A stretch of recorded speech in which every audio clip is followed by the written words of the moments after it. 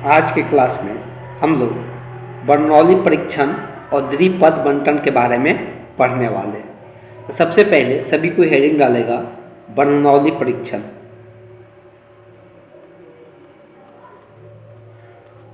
Bernoulli परीक्षण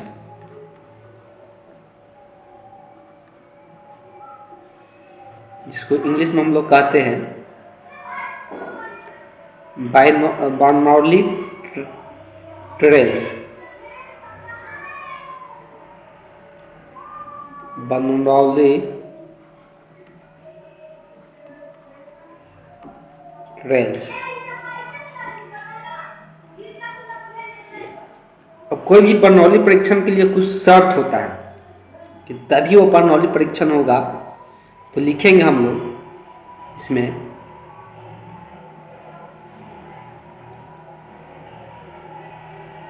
एक यादृच्छिक प्रयोग के परीक्षणों को बर्नौली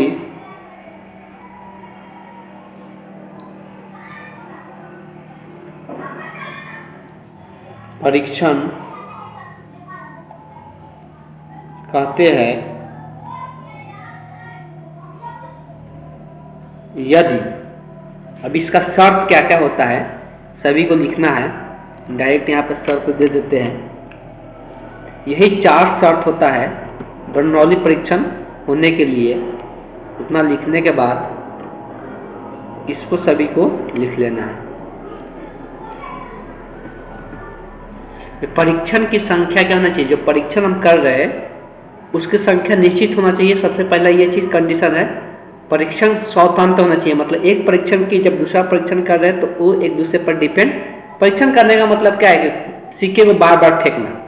मान लो सिक्के को बार बार उछाल रहे हैं, देख रहे हैं कि क्या हेड आ रहा है कि टेल आ रहा है, तो उसको हम लोग परीक्षण कर दिए।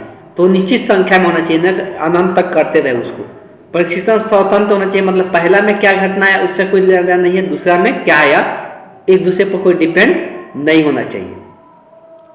तीसरा क्या होना चाहिए, तो तीसरा में बताया जा रहा है कि प्रत्येक परीक्षण के तथ्य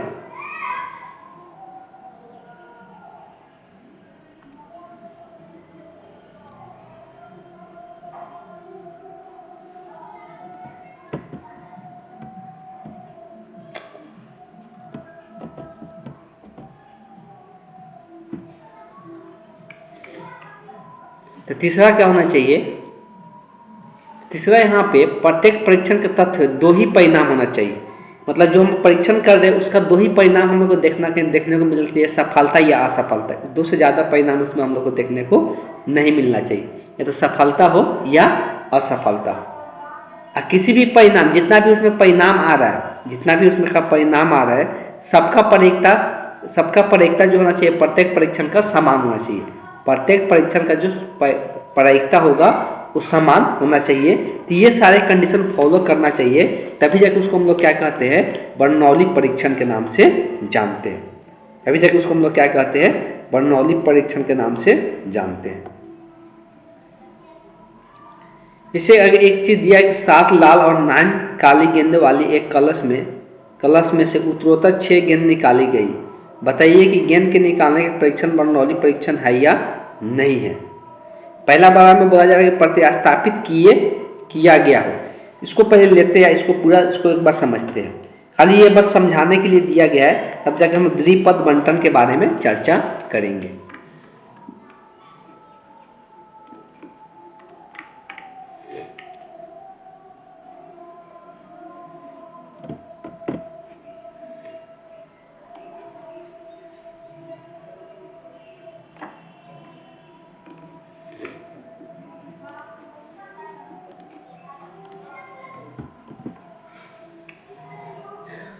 देखिए, एक कैलस है, मतलब कोई भी झोला वगैरह बोल सकते हैं, जिसमें क्या है बॉल रखा हुआ है।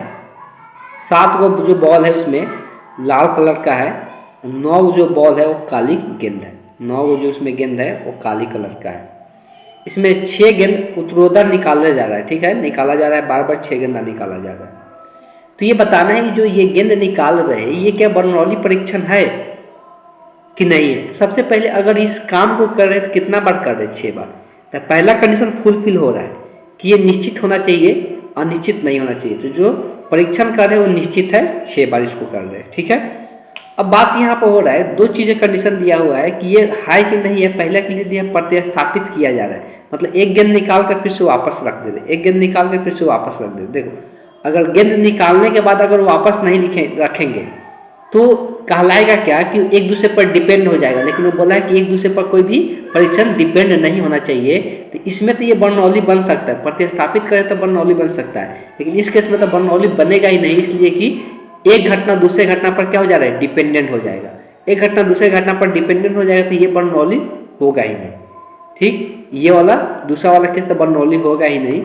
यहाँ पर दिया भी है कि यह परीक्षण क्या है, बर्नौली नहीं है। दूसरा वाला तो ऐसे ही बर्नौली से छट गया, इसलिए कि प्रतिस्थापित न कर रहे। जब एक गेंद निकाल के फिर से वापस नहीं रखेंगे तो दूसरा में कोई भी गेंद निकालेंगे उसमें प्रायिकता में क्या आ जाएगा, परिवर्तन आ जाएगा, चेंजिंग आ जाएगा, जिसके कारण वो क्या होगा, जिसके कारण वो बोल सकते हैं कि बर्नौली नियम को फॉलो ही नहीं कर रहा है। अब पहला वाला में एक तो हो गया निश्चित हो गया, दूसरा ये भी हो गया कि ये बर्नौली हो भी सकता है, नहीं भी हो सकता। अब देखो अब इसमें कुछ ना कुछ सफलता को मानना होगा, या तो लाल गेंद आने का सफलता माने और एक क्या क्या माने, असफलता माने। लाल गेंद नहीं आए तो उसको असफलता, तो वही चीज लिखा हुआ है। परीक्षणों की संख्या सीमित है, ठीक है, सीमित इसमें है। जब गेंद निकालने के बाद कलश में पुनः प्रतिस्थापित किया गया तो सफलता का प्रायिकता। अब देखो हम लोग मान के चलते, चलिए ठीक है, लाल गेंद निकालने का यहाँ पर सफलता माना जा रहा है, तो लाल गेंद निकालने का सफलता का प्रायिकता कितना होगा, 7/16, जो कि सभी 6 परीक्षणों में समान ही होगा। ये चेंज होगा क्या, सफलता का प्रायिकता चेंज होगा। 6 परीक्षण 6 बार निकाल रहे गेंद, तो ये जो लाल गेंद निकालने का हम सफलता मान रहे ये हमेशा ये क्या होगा, समान ही होगा, कोई परिवर्तन इसमें नहीं होगा। इसीलिए इसको हम क्या कहेंगे, ये बर्नौली परीक्षण है। बात समझ में आ गया। अब चलते हैं हम लोग आगे का टॉपिक पढ़ते हैं जो हम लोग को इस चैप्टर में पढ़ना है। अगर बर्नौली कोई परीक्षण है तो उसका द्विपद बंटन हम लोग किस प्रकार से ज्ञात करेंगे, उस पर चर्चा हम लोग को बेसिकली करना है।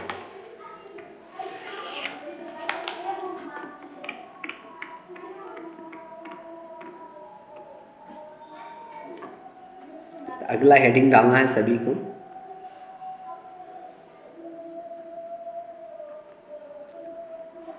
द्विपद बंटन, जिसको इंग्लिश में हम लोग कहते हैं बाइनोमियल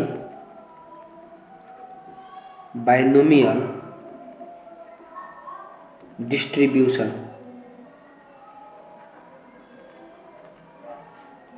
बाइनोमियल डिस्ट्रीब्यूशन।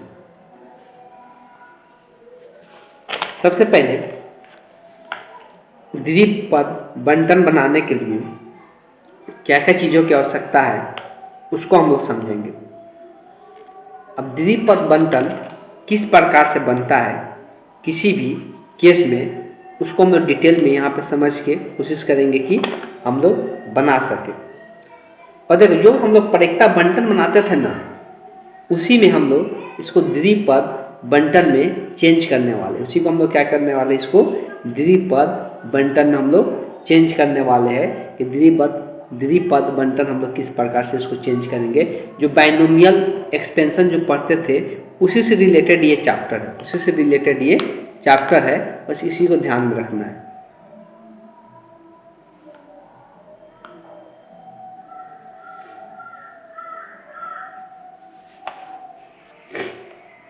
या तो कोई एग्जाम्पल से शुरू करे या पहले बता दे उसके बाद एग्जाम्पल शुरू करे, दोनों में से कोई काम कर सकते हैं। लेकिन हम यहाँ पे चाहते हैं कि पहले एग्जाम्पल से ही शुरू करें, उसको समझने की कोशिश करें।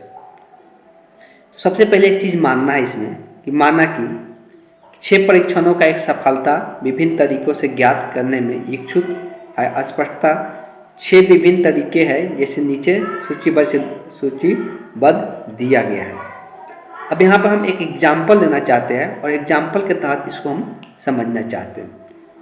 तो हम एक सिक्के का ही बात करेंगे, सिक्के के पहलू का ही बात करेंगे और सफलता और असफलता को दर्शाया जाएगा। ठीक है, तो यहाँ पर लिखेंगे सबसे पहले कि एक सिक्के पर प्रयोग कर रहे, एक सिक्के पर प्रयोग कर रहे और उसको कितना बार फेंक रहे, सिक्के को कितना बार उछाल रहे, 6 बार उसको उछाल रहे, क्या कर रहे, 6 बार उसको फेंक रहे। लिखेंगे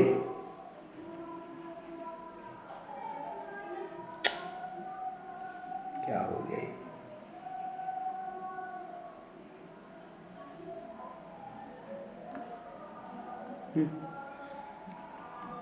एक सिक्के को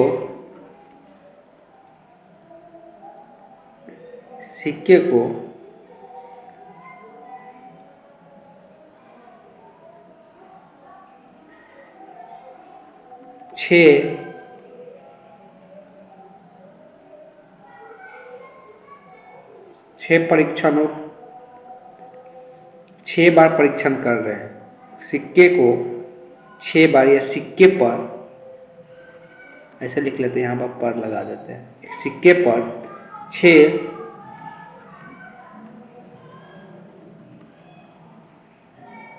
6 परीक्षणों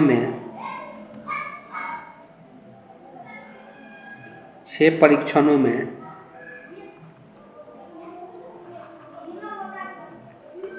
चित्त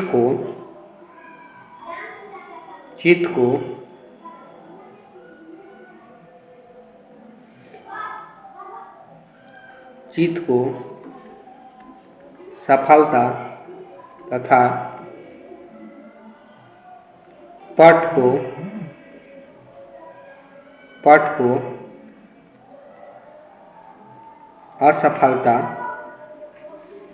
असफलता मान रहे हैं। ठीक है, एक सिक्के को कितना बार उछाल रहे हैं, उस पर 6 परीक्षण करने का मतलब कि उसको 6 बार हम उसको उछाल रहे हैं। सिक्के को कितना बार, 6 बार उसको उछाल रहे हैं।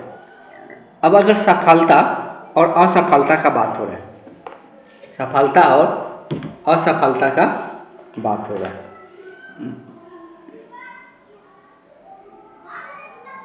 6 बार तो ज़्यादा हो जाएगा, ऐसा करते हैं, इसको 6 से 3 ही कर लेते हैं, 6 से 3 कर लेते हैं, तो 6 से 3 कर लिए। ठीक, एक सिक्के पर 3 परीक्षणों में चित्त को सफलता और पट को असफलता मान रहे हैं। 3 परीक्षण का मतलब तो यहाँ पर समझ में आ गया कि 3 परीक्षण का मतलब क्या है। अब अगर यहाँ पर 3 परीक्षण का बात हो रहा है तो सफलता को पहले सफलता का प्रयोक्ता लिखते हैं। तो 3 परीक्षण जब सिक्का पर करेंगे तो ये हम लोग पहले जानते हैं, प्रतिदश समष्टि जो बनता है, प्रतिदश समष्टि जो बनता है कैसे लिखते हैं, प्रतिदश समष्टि में सफलता को हम S से दिखाते हैं और असफलता को हम F से दिखा रहे हैं। ठीक है, तो सफलता को इससे हो सकता है कि तीनों बार में हम सफल हुए होंगे, या हो सकता है हम 2 बार सफल और 1 बार असफल हुए होंगे। इसको ऐसे भी दर्शा सकते हैं कि पहला बार सफल, दूसरा असफल, फिर सफल, या पहले ही असफल हो गए, लास्ट 2 बार क्या हो गए, सफल हो गए। अब ये हो सकता है कि 1 बार सफल और 2 बार क्या होंगे, असफल हुए होंगे। तो हो सकता है पहला बार असफल, दूसरा बार सफल और तीसरा बार फिर से असफल, या 2 बार पहले असफल फिर से सफल हुए होंगे, या हो सकता है तीनों बार क्या हुए होंगे, असफल। तो यही संभावना हम लोग को दर्शाता है, यही हम लोग का संभावना है सफलता और असफलता की। तो सफलता और असफलता की यही संभावना है हमको। अब अगर हम बात करते हैं सफलता के प्रयोक्ता कितना हो गए, यहाँ तो लिखेंगे सफलता का प्रयोक्ता। सफलता क्या है, चित्त आने का, और चित्त आने का प्रयोक्ता सभी को पता है कितना होता है, 1/2 होता है। सफलता आने का प्रयोक्ता को हम P से दर्शा रहे, किससे दर्शा रहे, P से, ये क्या होता है, 1/2 होता है। जो असफलता आने का प्रयोक्ता, इसमें 2 ही होना चाहिए, तो 2 ही केस बन रहा है, सफल होगा या असफल होगा। असफलता का जो प्रयोक्ता है, असफलता का जो प्रयोक्ता है उसको हम Q मान रहे हैं, और q का भी मान कितना होगा 1/2 ही होगा। या इसको एक और तरीका है निकालने का, q को असफलता का परीक्षता है तो 1 में से p को क्या करो घटा दो, तो ये 1 माइनस p कर दो, या डायरेक्ट भी ले सकते, ये भी 1/2 ही आएगा। तो असफलता मतलब है पट, पट आने का परीक्षता कितना होता है 1/2 ही होता है। ठीक है, तो सफलता के परीक्षता को हम p से दर्शा दिए और असफलता के परीक्षता को हम q से दर्शा दिए। बात क्लियर है? चलिए आगे चलते हैं।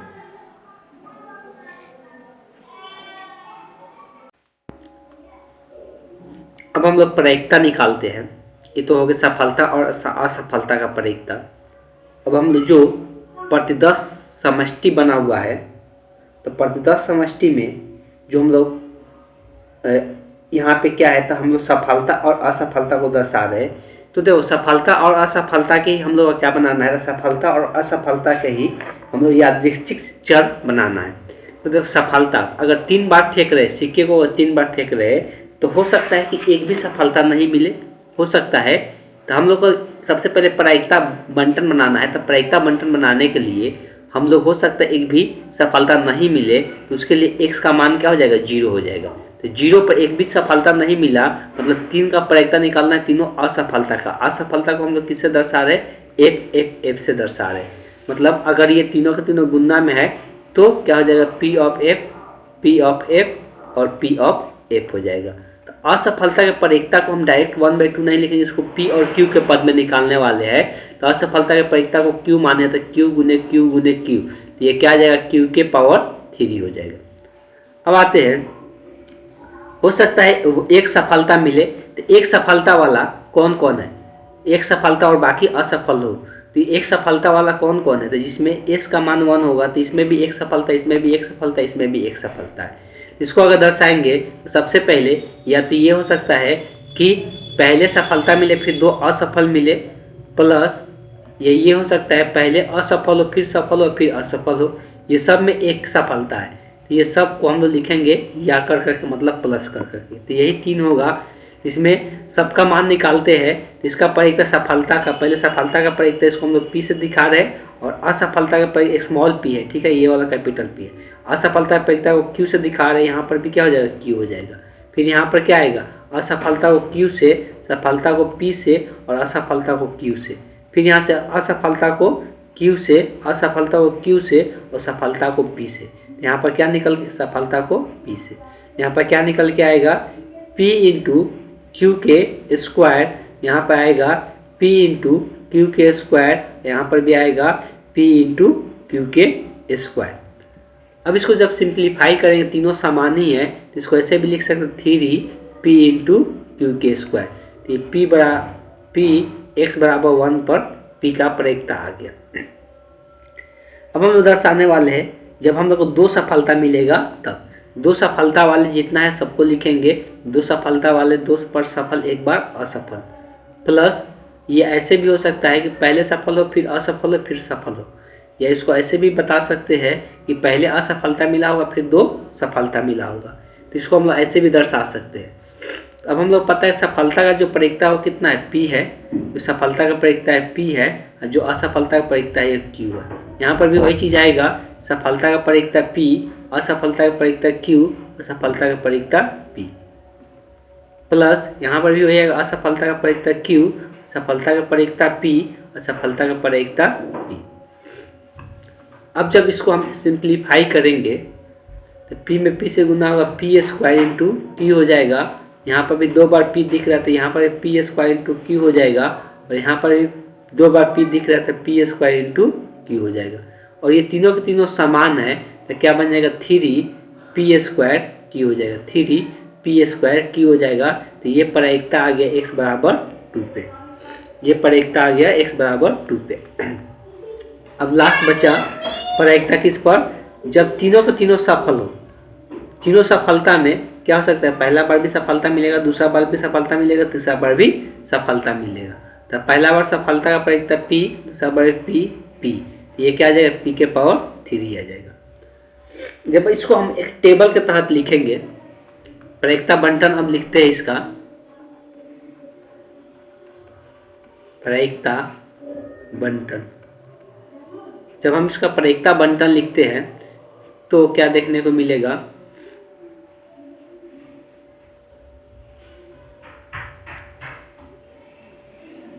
X P of x.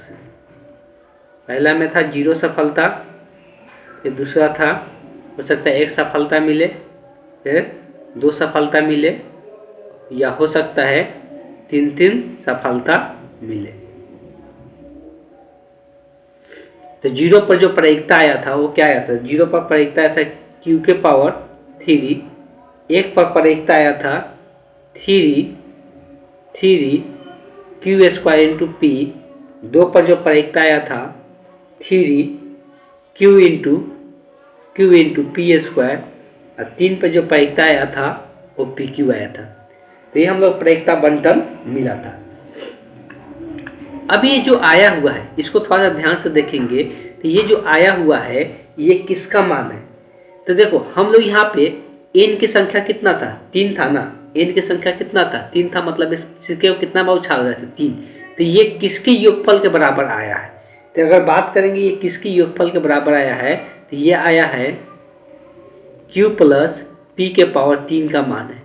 इसी को एक्सपेंड करेंगे तो ये आएगा बाइनोमियल एक्सपेंशन से। अगर इसको हम एक्सपेंड करते हैं तो बाइनोमियल एक्सपेंशन से ये अगर एक्सपेंड किया जाता है तो इसी का मान क्या आएगा? तो इसी का मान आएगा q के power 3 plus 3 into P square Q plus 3 q into P square plus P के पावर 3। तो ये बाइनोमियल एक्सपेंशन अगर करते हैं p प्लस क्यू का, तो यही हम लोग को रिजल्ट निकल के आता है। इसका मतलब ये है कि अब हम लोग जो प्रायिकता बंटन लिखेंगे उसको हम लोग द्विपद में इसको हम लोग कन्वर्ट कर सकते हैं। ये द्विपद ही है तो द्विपद बंटन में इसको हम लोग कन्वर्ट कर सकते हैं। कहने का मतलब जो प्रायिकता बंटन है उसी को हम लोग द्विपद बंटन में कन्वर्ट कर सकते हैं। तो ये रिजल्ट से हम लोग जनरलाइज रिजल्ट लिख सकते हैं। जनरलाइज रिजल्ट लिखने का मतलब ये होता है कि अगर यहाँ पर p प्लस क्यू कर दे या q प्लस पी ही रहने दे, q प्लस पी के पावर n कर दे, तो इसका बाइनोमियल एक्सपेंशन क्या आएगा? इसका बाइनोमियल एक्सपेंशन करेंगे तो ये होता है nc0 q के power n plus nc1 q के power n minus 1 into P के पावर 1 प्लस nc2 q के power n minus 2 into P के पावर 2। ये बाइनोमियल एक्सपेंशन 11 क्लास में पढ़े होंगे लोग। प्लस अगर लास्ट पद को देखते हैं तो nc n, लास्ट में बचेगा p के पावर n। तो ये बाइनोमियल एक्सपेंशन हम लोग पढ़े थे, तो इससे हम लोग जनरलाइज केस को रिप्रेजेंट कर सकते हैं। अब हम लोग फार्मूला लिखने वाले हैं। तो लिखना है सभी को कि इसी प्रकार से इसको जनरल केस में हम लोग लिख सकते हैं कि n अब कितना बर्नौली, इसको हम लोग n बर्नौली परीक्षण कहेंगे ना, उसको 3 पावर था, लिखेंगे n बर्नौली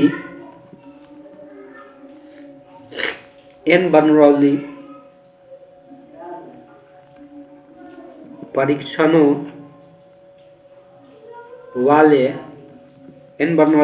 वाले एक प्रयोग में सफलताओं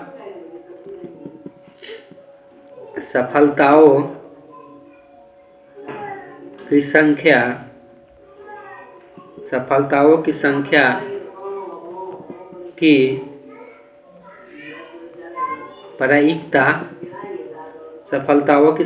की प्रायिकता बंटन q प्लस पी के पावर n के द्विपद विस्तार द्वारा प्राप्त की जा सकती है। अतः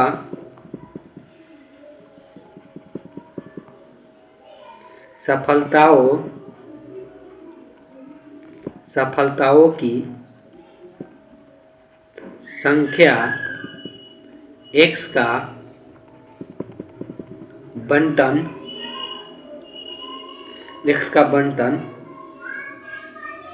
निम्नलिखित प्रकार से लिखा जा सकता है। निम्नलिखित अब यहाँ पर दिखा रहे हैं नीचे में, निम्नलिखित प्रकार से लिखा जा सकता है।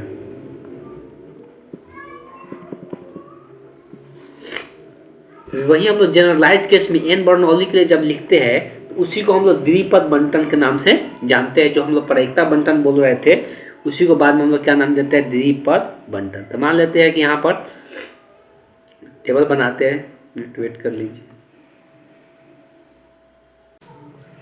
टेबल ड्रॉ ही कर देते हैं, इसे बना ही देते हैं।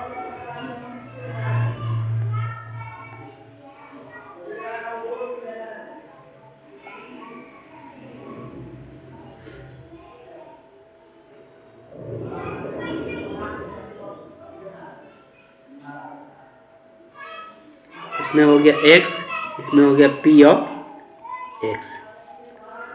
जीरो पे हम लोग जनरलाइज केस लिख सकते हैं। इसके लिए फिक्स होता है n0, nc0 होगा, यहाँ पर q के पावर n होगा। फिर जब ये 1 रहेगा इसमें सारा नंबर आएगा हमेशा, ठीक है। ये इसीलिए इसको द्विपद बंटन भी बोलते हैं। 1 पे यहाँ nc1 हो जाएगा और q के पावर n-1 इंटू p आ जाएगा, p के पावर 1। उसी प्रकार से 2 पे nc2 हो जाएगा, q के पावर n-2 इंटू p के पावर 2 हो जाएगा। Dot dot dot dot dot dot मतलब आगे ऐसे ही आते जाएगा। एक बीच वाला पद लिखते हैं, किसी मान लें कि x है, कोई क्या है तो यादृच्छिक चर जो है वो x पे ncx लिख सकते हैं। ncx q के पावर n-x इंटू p के पावर क्या लिखाएगा, x। यहाँ पर जितना रहेगा उतना ही पावर यहाँ पे लिखाएगा। ऐसे ही आगे भी आते जाएगा। तो सबसे लास्ट वाला जो पद लिखेंगे वो होगा n, और वो क्या होगा, ncn हो जाता है। क्या हो जाता है लास्ट में, ncn p के पावर n।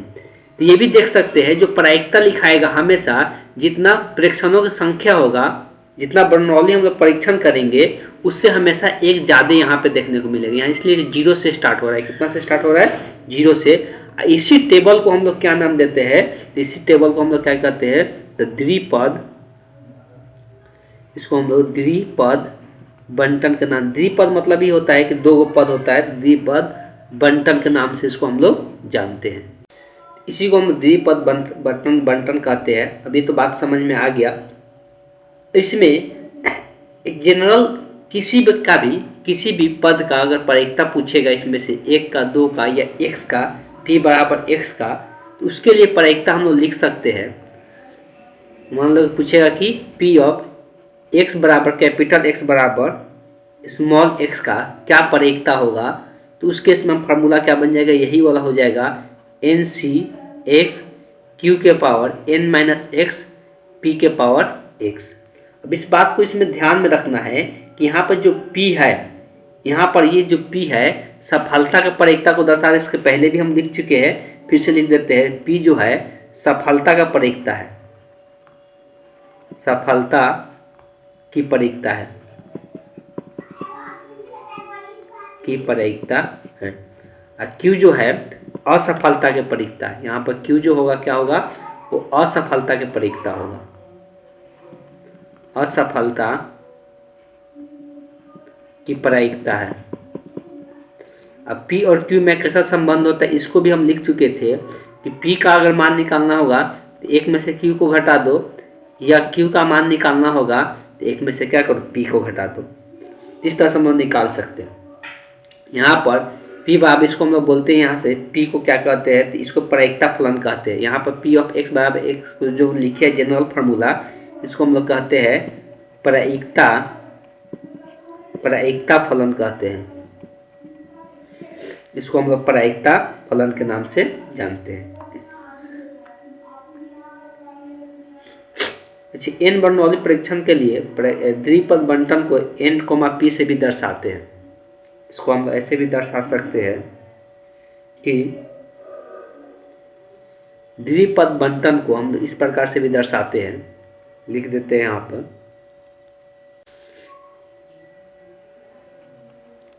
द्विपद बंटन को शॉर्ट फॉर्म में कैसे दर्शाते हैं?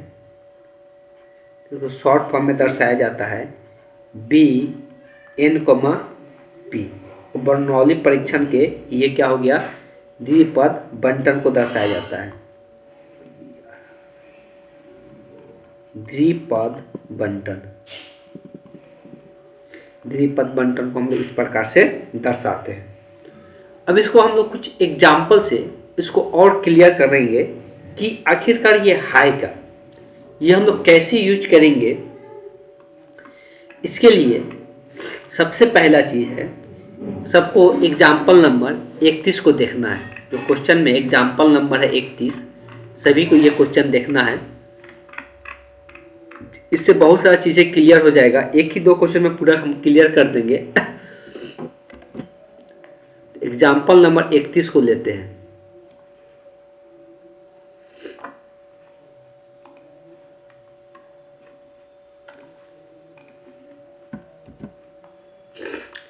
एक न्याय सिक्का है जिसमें एक तरफ हेड होगा एक तरफ टेल होगा।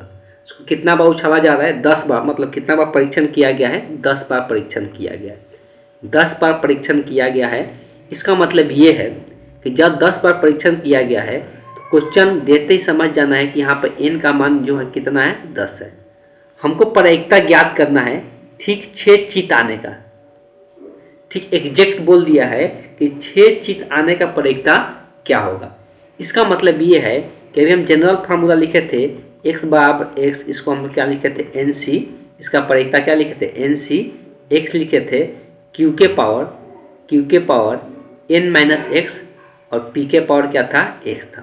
ठीक, अब यहाँ पर इस फार्मूला से ये पता चल गया कि हमको जो प्रायिकता निकालना है ये वाला x, स्मॉल वाला x का मान कितना है? 1 नंबर क्वेश्चन के लिए। 1 नंबर क्वेश्चन के लिए हमको ये पता चल गया कि स्मॉल x का मान कितना है? 6 है।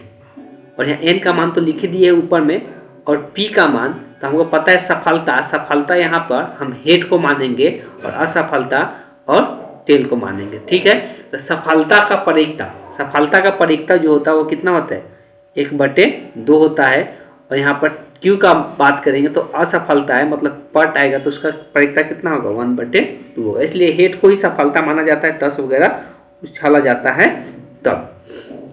ठीक है, अब यहाँ पे बात करते हैं कि ठीक 6 चित आने का मतलब हमको 6 को 6 सफलता ही मिल रहा है। मतलब यहाँ पर x का मान कितना है? 6 पर निकालना है। तो p ऑफ x बराबर 6 पे निकालना है। तो यहाँ से n का भी मान रखते चलना है। n का मान कितना होगा? 10c 6 हो जाएगा। और q का मान होगा 1/2, ये होगा 10 माइनस 6। और p का भी मान है 1/2, इसके भी पावर कितना होगा? तो यहाँ x का मान 6 है तो 6 रख लेंगे। अब इसी का क्या करना है? प्रायिकता ज्ञात कर लेना है। इसका जब प्रायिकता निकालेंगे तो इसको सॉल्व करने का तरीका जानते हैं कि ये 10 फैक्टोरियल डिवाइडेड बाय क्या लिखा जाती है? फैक्टोरियल का साइन है, डिवाइडेड बाय 6 फैक्टोरियल। एगो 10 में से क्या करते हैं? 6 को घटा कर लिखते हैं तो क्या बचेगा? 4 फैक्टोरियल बचेगा।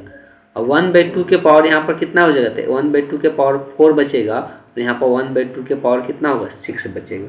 ठीक है, अब यहाँ पे इसको सिंप्लीफाई करेंगे तो यहाँ पे 10 फैक्टोरियल को कितना है? यहाँ पे 6 फैक्टोरियल है तो इसको 6 फैक्टोरियल तोड़ेंगे तो 10, 9, 8, 7, उसके बाद क्या लिखते हैं? फैक्टोरियल 4 लिखते हैं, 6 लिखेंगे। यहाँ पर भी 6 फैक्टोरियल ऐसे रहेंगे, सिर्फ 4 को तोड़ देंगे। 4, 3, 2, 1। ये तो इससे यहाँ से कट जाएगा और यहाँ से काटेंगे।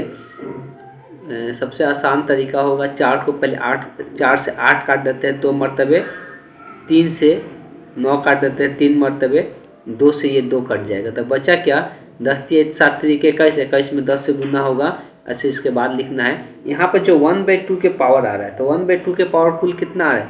यहाँ पर दोनों घात तो जुड़ जाएगा, पावर जुड़ जाएगा। तो पावर जुड़ेगा तो 6 और 4 कितना हो जाएगा? 10 हो जाएगा। और यहाँ आ गया, ये हो जाएगा कितना? 7 तरीके 21 में 10 से गुना होगा तो 210 हो जाएगा। तो 210 इंटू कितना हो जाएगा? इसको पूरा भी तोड़ना चाहते हैं तोड़ सकते हैं। यहाँ पर 1 के पावर 10 तो 1 ही रह जाएगा। 2 के पावर 10 का मान होता है 1024। तो इसको पूरा तोड़ना चाहते हैं तोड़ सकते हैं। ये कटेगा भी, काट के लिख सकते हैं। 2 से काटेंगे तो ये 105 हो जाएगा, 2 से काटेंगे तो ये 512 हो जाएगा। तो यहाँ से क्या निकल के आया? 105/512 हो जाएगा। 105/512, तो यही इसका प्रायिकता हो जाएगा। अब बोला है इसका 2 नंबर क्वेश्चन देखेंगे। 2 नंबर जो क्वेश्चन बोला है, लिखा भी है कि न्यूनतम 6 चित, क्या बोला है, न्यूनतम 6 चित, कम से कम 6 चित आना चाहिए, कम से कम। अभी भी न्यूनतम का बात किया जाता है, न्यूनतम 6 चित का मतलब क्या, कम से कम 6, अधिक कुछ भी आ सकता है, 6 से अधिक आए, 6 से अधिक कुछ भी आ सकता है। मतलब प्रायिकता जो निकालना है, प्रायिकता जो निकालना है, x का मान 6 होना चाहिए या 6 से 12 होना चाहिए। न्यूनतम का मतलब 6 या 6 से 12 होना चाहिए। तो कितना तक लाना है, 10 तक लाना है। तो क्या क्या होगा इसमें, इसमें बहुत सारा हो जाएगा। x बराबर 6 पर भी निकलेगा, प्लस x बराबर 7 पर भी निकलेगा, प्लस x बराबर 8 पर भी निकलेगा, प्लस x बराबर 9 पर भी निकलेगा, और प्लस x बराबर 10 पर भी निकलेगा। अब पहले इसके निकालते थे तो वही चीज़ यहाँ पर निकाल रहे हैं, लेकिन यहाँ पर निकालने का तरीका अलग हो गया। यहाँ पर न्यूनतम कितना चित या पट आने का यहाँ पर बोला है, 10 बार फेंक रहे सिक्के को, तो उसका प्रायिकता यहाँ पर ज्ञात करना है। अब इसके लिए जनरलाइज फार्मूला दे दिया गया है। पहले जनरलाइज फार्मूला नहीं था, सबको हम लोग अलग से लिखना पड़ता था कि ये 6 है, तो 6 के लिए हमको सोचना पड़ रहा था। देखो इसके पहले क्या था, x बराबर 6, तो 6 बार चित मतलब 10 बार उछाल तो उसमें 6 बार चित आएगा, तो उसका पॉसिबिलिटी कितना होगा, उसका गिनती करना बहुत मुश्किल काम है। तो इसे गिनती आप लोग नहीं कर सकते अगर ज़्यादा बार सिक्के को उछाल रहे, इसलिए जनरल फार्मूला दे दिया गया। इसको हम लोग लिख सकते हैं एन का तो मान पता ही है कितना, 10 है, 10c 6 हो जाएगा, 10c 6, 1/2 के पावर क्या हो जाएगा, 10 - 6, और 1/2 के पावर क्या हो जाएगा, 6 हो जाएगा।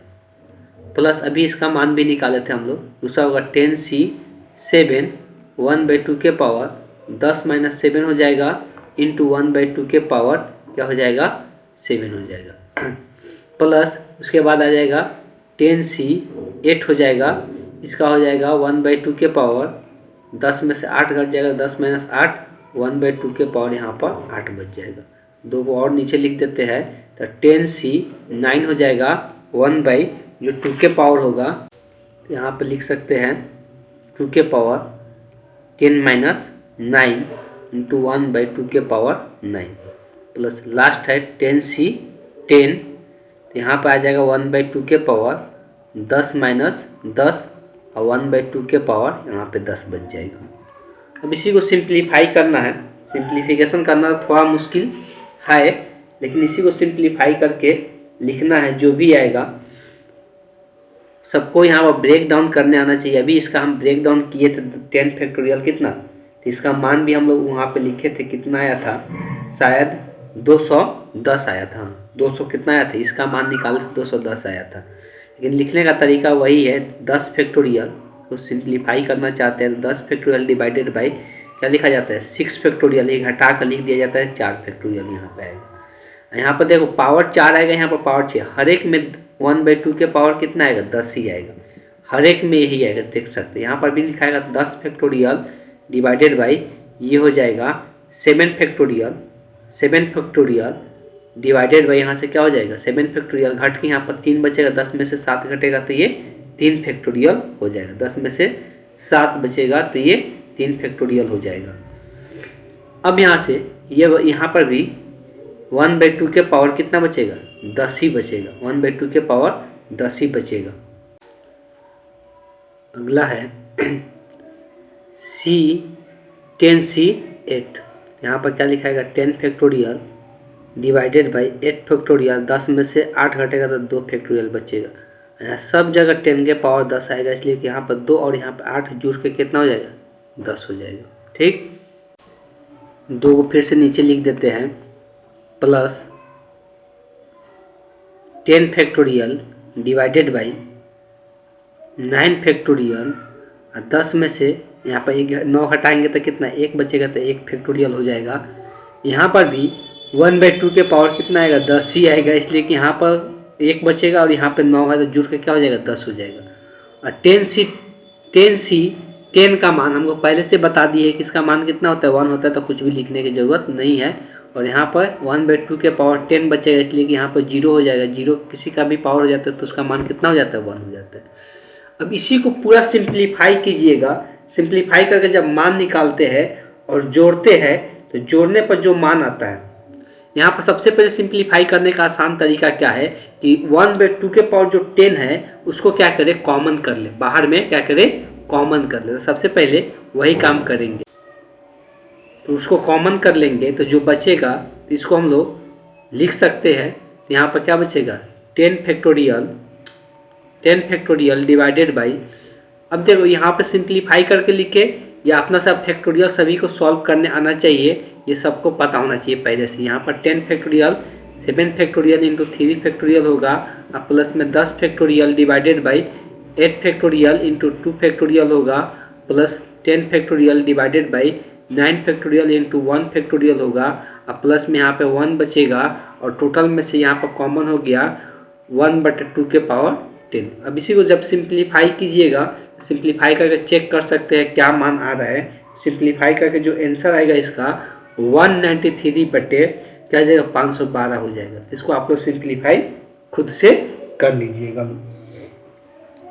उसी प्रकार से बोला है अधिकतम 6 चित आने का प्रयत्न निकालना है। अब बोला है अधिकतम 6 चित, तो अधिकतम 6 चित का मतलब क्या होता है कि अधिकतम 6 चित का मतलब है कि अधिक से अधिक 6 होना चाहिए, उससे कम होना चाहिए, अधिक से अधिक 6 होना चाहिए या उससे कम होना चाहिए, तो उसका प्रयत्न यहाँ पे लिखा अधिकतम 6 चितना।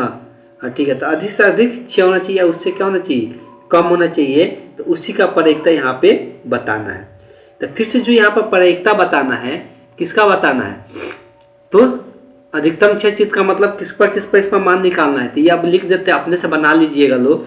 P ऑफ x बराबर 1 आ जाएगा, प्लस में P ऑफ x बराबर 2 हो जाएगा, प्लस P ऑफ x बराबर 3 हो जाएगा, प्लस P ऑफ x बराबर 4 हो जाएगा, प्लस P ऑफ x बराबर 5 हो जाएगा, और प्लस P ऑफ x बराबर कितना हो जाएगा, 6 हो जाएगा। तो ये सभी पर प्रयत्न निकाल के क्या कर देना है, जोड़ देना है। सभी पर प्रयत्न निकाल के सबको ऐड कर देना है।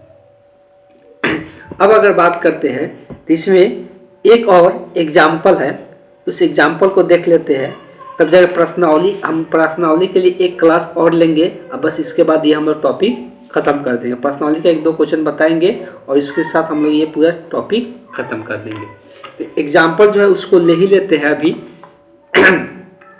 थोड़ा लंबा वीडियो होगा और जो लास्ट वीडियो होगा वो भी थोड़ा सा लंबा कर देंगे, 45 मिनट का कर देंगे, और इस तरह से हम लोग पूरा कंप्लीट कर लेंगे, कुछ भी छोड़ना नहीं है।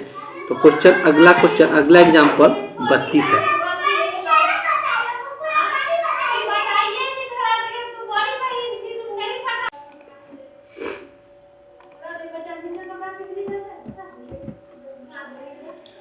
तो यहाँ पे क्वेश्चन दिया हुआ है। इस क्वेश्चन को अगर देखेंगे तो बोला गया है 10% खराब अंडों वाले एक ढेर से, जिसमें अब जितना भी अंडा है उसमें 10% अंडा क्या है, खराब है। इसमें से 10 अंडे उत्तरोत्तर निकाला जा रहा है। एक साथ अंडा जो निकाला जा रहा है, कितना निकाला जा रहा है, तो 10 अंडे उत्तरोत्तर प्रतिस्थापित करके निकाला जा रहा है। मतलब कहने का मतलब निकाल रहे फिर वापस क्या कर दे रहे हैं, डाल दे रहे हैं। तो इस बात की क्या प्रयोजकता है कि 10 अंडे के प्रति 10 में से कम एक खराब अंडा हो। तो कम से कम एक खराब का मतलब क्या है, तो देखो कम से कम अगर एक खराब अंडा का निकालना है प्रयोजकता, सबसे पहले यहाँ पर n का मान क्या दिया हो, कितना बार इसको कितना अंडा निकाले हैं, 10 निकाले, मतलब इसमें से n का मान 10 हो गया।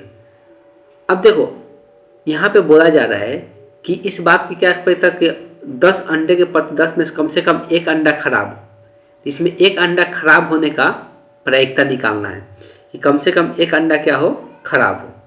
अब देखो 10 जब अंडा निकालेंगे, हो सकता है कि पहला अंडा खराब ना हो, 10 के 10 खराब हो, ऐसा संभावना है।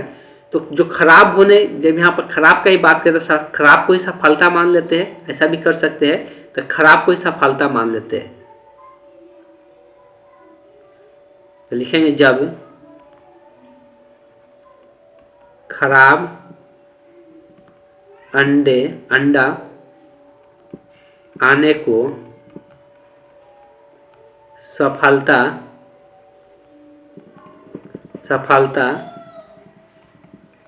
मानते हैं, तो सफलता का प्रयोजकता तो इसमें सॉल्यूशन में क्या किसको क्या माना उसको देख लेते हैं। इसमें हाँ खराब अंडा का ही सफलता माना गया है। तो सफलता की प्रायिकता लिख सकते हैं। सफलता पर 10% का मतलब क्या होता है 10/100, 100 में से 10, तो ये क्या आ जाएगा, तो इसको हम लिखेंगे तो ये 1/10 हो जाएगा कट के। तो असफलता का ये मतलब सफलता का जो प्रायिकता होता है उसको हम लोग पी से दर्शाते तो ये पी का मान हो गया। अब असफलता को हम लोग क्यू से दर्शाते तो इसका मान कैसे निकालते हैं 1 - पी कर देते हैं। तो 1 में से 1/10 घटेगा तो ये क्या आ जाएगा 9/10 हो जाएगा। तो असफलता सफलता का प्रायिकता लिख ली। अब क्वेश्चन में बोला है कि प्रायिकता निकालना है किसका, x बराबर मतलब बोला है कम से कम एक खराब अंडा हो, मतलब अधिक कितना हो सकता है, कम से कम एक खराब अंडा हो, मतलब x का मान क्या होना चाहिए 1 से बड़ा होना चाहिए। कितना निकालना है 10 को तो 10 बार लिखेंगे। इससे अच्छा है कि एक भी खराब नहीं होने का प्रायिकता निकाल ले और उसको घटा दे।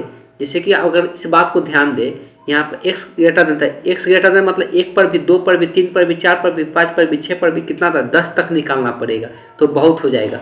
इससे तरीका है कि 1 - p ऑफ x बराबर किसका निकाल दें 0 का। सिर्फ 0 ही छोड़ के बाकी सबका निकालना है तो एक में से उसको क्या करेंगे सिर्फ 0 वाला को निकाल के घटा देंगे तो वो निकल जाएगा x बराबर 1 से 12 वाला का प्रायिकता। कहने का मतलब ये है फिर से यहाँ पर ध्यान दें 0 है 1 है 2 है 3 है 4 है 5 है, हम 6 तक लिखते हैं। ठीक है, अगर कहीं पर प्रायिकता बोल रहा है कि x का मान 4 से 12 तक का प्रायिकता निकालें तो इसका मतलब ये होता है कि 1 में से अगर घटाना है लिख सकते हैं x का मान 4 से छोटा का प्रायिकता जो होगा उसको निकाल के एक में से क्या कर दे घटा दे तो सब इसी का प्रायिकता निकलेगा। मतलब जिसका बोलेगा उसको छोड़कर जिसका प्रायिकता निकालेंगे तो उसको एक में से क्या करते हैं घटाते हैं तो उसका प्रायिकता निकल जाता है। यहाँ पे जो आएगा 1 - p ऑफ 0 का प्रायिकता निकालना है तो क्या हो जाएगा 10c 0 q के पावर 0। तो q यहाँ पे 9/10 है तो क्या होगा ये 10 - 0 लिखाता है और सफलता तो बहुत 1/10 है तो 1/10 का पावर क्या हो जाएगा तो 1/10 के पावर यहाँ पे 0 हो जाएगा। तो 1 - 10c 0 का मान याद रखना है हमेशा, इसका 10c 0 का मान हमेशा कितना होता है, इसका मान जो होता है वो 1 होता है। 10c 0 का मान कितना होगा 1 होगा। तो ये 1 हो गया और यहाँ पे 9/10 के पावर कितना बचेगा 10 बचेगा। ये तो 1 हो जाएगा 1/10 के पावर 0 है, इसका मान कितना हो जाएगा 1 हो जाएगा। तो इस तरह से अगर इसको सिंप्लीफाई करके लिखते हैं तो हम लोग इतना पर इसको आंसर छोड़ सकते हैं 1 - 9/10 के पावर 10। यही जो हो जाएगा एक से ज़्यादा ना तो न्यूनतम एक अधिकतम कुछ भी रह सकता है उसका प्रायिकता निकालना है तो एक में से क्या करो। अब देखो 1 से 12 ले लिए तो 1 से 12 में सिर्फ 0 ही बचाना, इसलिए x बराबर 0 पे निकालें। अगर यहाँ x का मान ग्रेटर देन 2 रहता तब हम लोग किस पर निकालना पड़ता है, एक 0 पर और प्लस में एक 1 पे निकालना पड़ता। तो यहाँ से 2 से छोटा वाला पे जितना बचता उतना पे उसको यहाँ पे मान निकालना पड़ता। ठीक, इस तरह से हम यहाँ पे एग्जाम्पल कंप्लीट कर चुके हैं। अब हम नेक्स्ट क्लास में जो पर्सनली बचा हुआ है उस पर्सनली का क्वेश्चन हम लोग करेंगे। तो आज की क्लास को हम यहीं पे एंड करते हैं।